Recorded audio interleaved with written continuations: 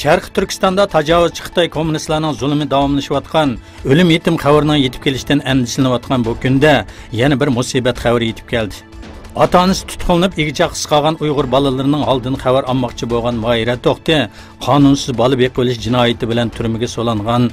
Eng yangi xəbərlərdə 10 avqust Xitayning ağır zulmlarına bərdaşlıq berəməyən Mahirə Toxti şəhid bo'ldi.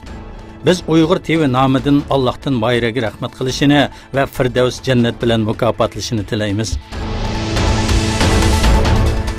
Dünya Uyghur Qurultayining raisi Dolqin Aysaning hafta davomlashgan Yevropa Birligida o'tkazgan Sharq Turkistonni to'ntish faoliyati oxirlashgandan keyin Yevropa birlashmasidagi 5 partiya birlashib Yevropa komitetiga maktub yo'lladi. Maktubda Xitoyning Sharq Turkistonga ib bo'lgan tarbiyalash markazi nomidagi turmalarning taqilishi va Xitoyning zulm sitamlarini darhol to'xtatish kerakligini ta'kidladi. Xitoy Kommunist Partiyasining Sharq Turkistonga qilgan zulmlardan qochib Qozog'istonda panohlik tilgan qozoq qarindoshlar Otyurt ishxonasiga kelgan xalqaro muxbirlarga guvohlik berib, Xitoy Kommunist Partiyasining zulmlarining to'xtashi va atalmish tarbiyalash markazida tutilgan oilasini, urug' tuqqanlarini, millionlagan iztirob chekayotgan gunohsiz musulmonlarni qo'yib berishini va lagerlarning taqilishini talab qildi.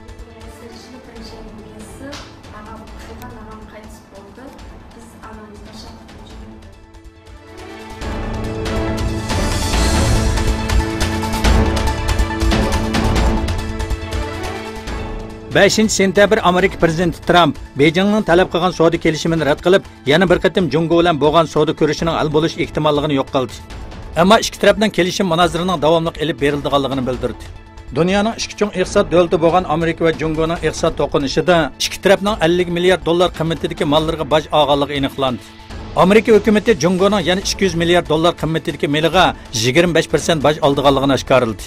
Jungo o'ch elish maqsadida Amerikaning 60 milliard dollar qiymatidagi meliga 5 dan 25% ga qadar boj olganligini dedi.